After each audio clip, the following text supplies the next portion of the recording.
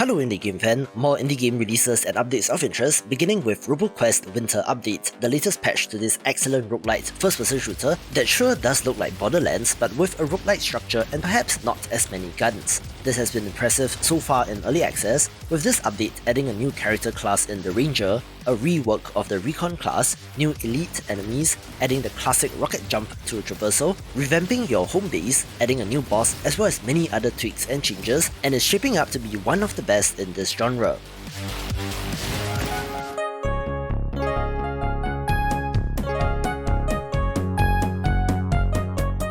We did also get the 1.0 release of Good Pizza, Great Pizza, a time management simulation title that has you running your own pizza shop, having to get the orders right while making enough money to keep your shop running, reminding me of the Flash game Papa's Pizzeria in a good way and is very pleasant. This video is brought to you by Atone Heart of the Elder Tree, a Norse mythology themed RPG with rhythm combat which will be out on PC and Switch on the 27th of January after first being handpicked by Apple for the launch of Apple Arcade. It has quite an interesting art style and look, where it's a narrative title with a focus on interactive storytelling where you have to make choices along the way which will affect the ending. Perhaps the most interesting part of this is the rhythm-focused combat, being similar to something like Guitar Hero or DDR, where you have to survive to the end of the song with minimal mistakes. Although if you are bad at rhythm games, there is a difficulty toggle to story mode that lets you see the whole game through, as well as a hard mode for rhythm game fanatics. The songs to each fight are composed by Australian electronic artist Luminous, where doing a quick search on YouTube uncovered a number of their tracks which sound great, making this gorgeous title not to be missed, where it is available right now, so check it out via the link in the description below.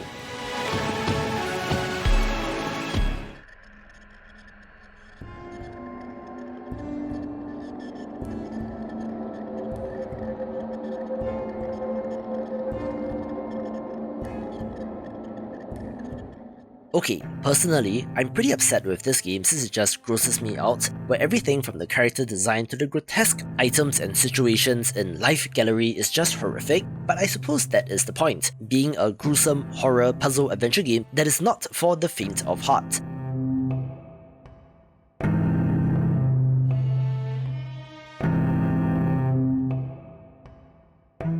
It explores the story of two twins, their parents, a fish-headed cult and a series of tragedies, coming to us from the developer of Cat Museum, which is in a similar vein, so for you horror game sickos out there, this one's for you.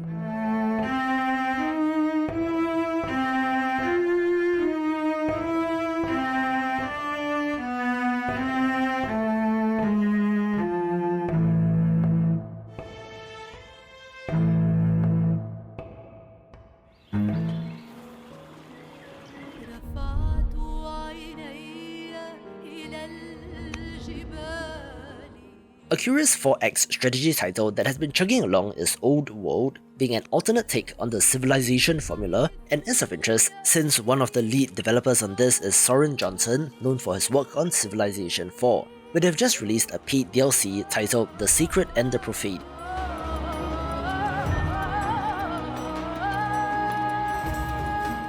This adds religion to the game, which is a double-edged sword, being able to inspire zeal or to cause dissent if the clergy is offended, think Game of Thrones, adding more layers to this title.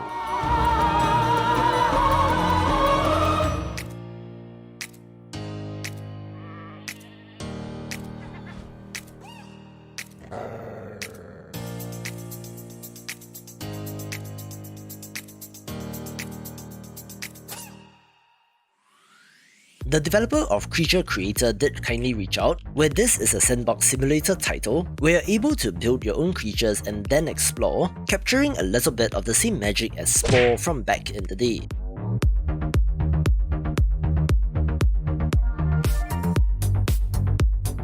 I still remember playing Spore to this day, so this game gave me a nostalgia hit where your imagination is the limit as to what you can make, where it's at a low price of $1, so perhaps give it a go.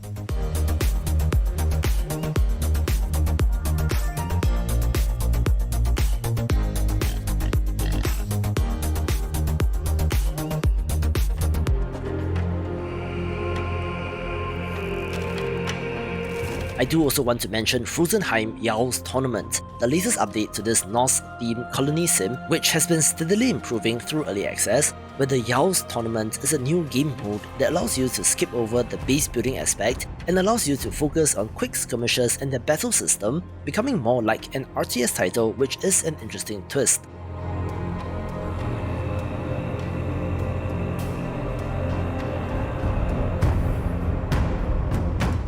As for the core game, they added a new weather and season system, as well as a whole bunch of other fixes and changes, making this even better.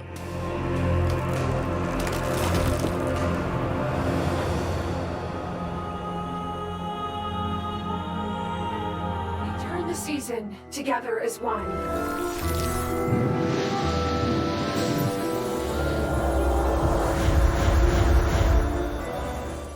Would you like to get food at Sophia's with me? Always with the genius ideas, Sunshine. I'll race you there. The Witchy Farm Simulation RPG. Wild Flowers released in September, and while it isn't Stardew Valley by any stretch, it has quietly garnered quite a following, and despite not being an early access title, is continuing to get updates, the latest of which is Endless Seasons and Romance. As a witch in training, you can now take over as the keeper of the Wheel of Seasons, with the power and responsibility to change the seasons, which can lead to some interesting gameplay implications affecting events as well as flora and fauna. The romance and relationship part of the game is expanded as well, with more dates being available, as well as spouses being more interactive, improving this cozy title even further.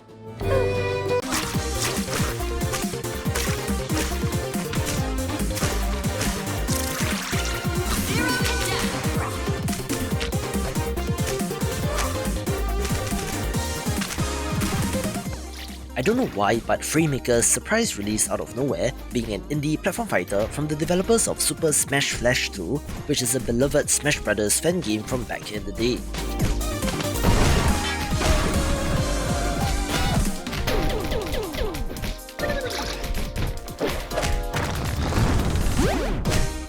This will of course be of interest to indie game fans, since it features major indie game characters as both playable characters and assists.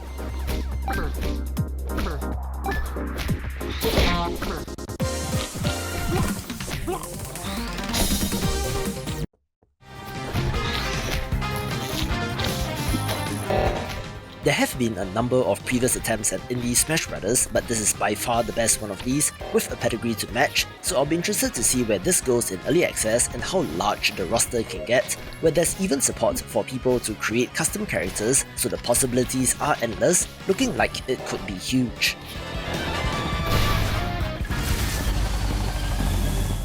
I just want to give a quick mention to this awesome survival action RPG which released a new update, since it is, in the grand scheme of things, relatively underrated as compared to other titles in the space such as V Rising or Valheim, where this adds a new biome, ancient, questline, a farming system and more, making Tribes of Midgard, Witch, Saga and updates of interest, where you can watch this video for more games like Diablo.